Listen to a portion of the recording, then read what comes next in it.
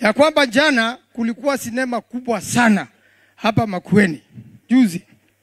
Sinema kubwa sana. Unaona pale umepata barabara imewekwa kidogo. Hiyo kidogo umeona imewekwa karibu miaka 6. Ikakuja ikakuwa launch jana, matingatinga ilikuwa pale. Watu kukakuwa sherehe kubwa. Wakasema fire si fire. Sasa leo hakuna tingatinga yoyote. Ni kibao tu peke yake. Sasa ni jivu si jivu. Ni jivu si jivu. Si ni jivu. Sasa fire imeenda. Jana mimi juzi sikuwa nimepanga kuja Makueni. Sababu sikukaribishwa na sikutaka kufurugana na rais. Lakini asubuhi sana nikapigiwa simu. Nikaambiwa pale kwa mheshimiwa Zambia. Kuna watu wameingizwa wengi sana. Na mtu tu akisema one time iko jeshi iko hapa, unashikwa, unaingizwa kwa msitu, unapigwa teke sehemu yako ya siri. Tukapeleka mtu mmoja hata amepelekwa Sultan hospitali. Niko na hiyo ushahidi. Hiyo ni kudhulumu binadamu kwa haki yake na tena ni extrajudicial. Sababu kama umekosea, kama one time ni criminal offense, wewe pelekwa kotini. Mimi na kina Omari tutakuja kutetea. Mimi na Omari tumefanya makesi mengi sana pamoja ya human rights na hiyo timu yake. Kwa hivyo hiyo ikakuwa hapa Emali ikakuwa vita nyingi wote. Nikaambiwa wenye wote wanafika wanafukuzwa. Na hiko mtu bahali hiyo usiku alikuwa anapeana pesa. Nilifurahi sana Kanzala Kana alituma watu hapo, hiyo pesa wakanyang'anywa. Hiyo kageti ikavunjwa, ikakuliwa na wananchi. Na ikasemekana saa nyingine ni furaha kubwa sana kuimbia mwizi. Sasa nikapigia mbunge wa Makueni, Susan. Nikamuuliza uko wapi, akaniambia niko Nairobi. Na nikajaribu Zambia, mbunge wa Kilome, uko wapi nyinyi ya Mkeni? Mimi na Susan tutaenda wote. Wewe Zambia na Mtula tafadhali mshungulike pande hiyo nyingine. Nikaenda wote. Nilikuwa na hasira nyingi sana. Nikangoja huyo rais wako. Alipofika nikazuiwa kidogo kuingia pale kwa unafanya hilo mjengo, na kuna wakati kwa nimesimamisha hiyo mjengo hata bunge nikalete swali. Ilikuwa imejengwa vibaya.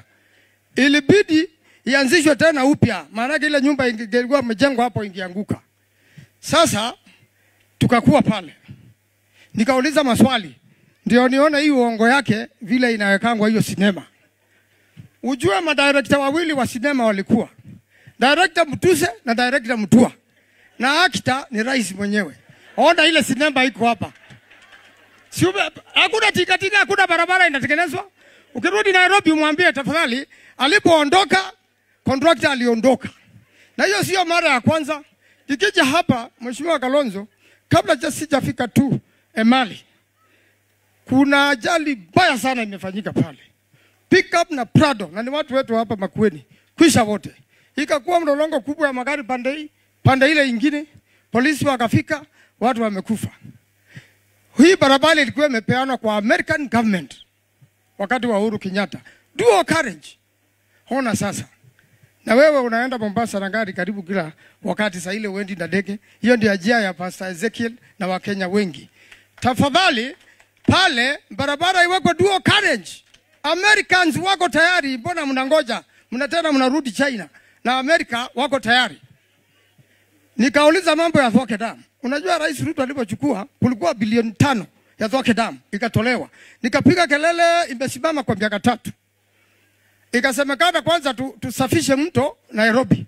Alikuwa akisema pale juzi anaringa mto iko sawa. Nikamwambia hapana, mto si sawa. Kwa hivyo pia ukimwona umwambie ile mto bado ni chafu sana. Pale pia wale wa contractor ile siku waliondoka, hata hao waliondoka. Ya kusafisha mto. Unajua ana habari hiyo bado hakuna. Sasa Thoke Dam imekwama. Kuna mahali kuna oil spillage hapa, namalizia. Oil spillage hapa watu wamekufa. Pale Dhange watu wanakufa. Jana nikajaribu kumueleza, nikaona hata ielewi hiyo maneno. Akaniuliza ni mawaziri gani mmepeleka kotini? Tumepeleka Duale na tumepeleka wa environment. Akasema atatuma Duale. Nikamwambia maliza kesi haraka, watu wafidiwe, watafute matibabu. Unajua niambia nini? Waende wanunue SHA. Sasa nikaona sitaendelea mbele ya hapo. Tukaenda kwa kiwanja. Unajua hiyo nyumba tukakuwa briefed. Hiyo nyumba affordable house 4.5 million. Makueni kweli shamba ya serikali 4.5 million in Nairobi. Hii ya hapa ati kununua ile official brief 48,000 per month. Kule mtu atanunua. With the poverty Kenyans have, hata mshahara 48,000 ni adimu sana hapa Makueni. Kufika kwa wananchi, unajua alisema nini? Alisema kwa mama boga hiyo nyumba ni 3,000. Hala, nikashangaa sasa hii ni mambo gani? Akaniita nikamrudia ile maneno amefanya commitment.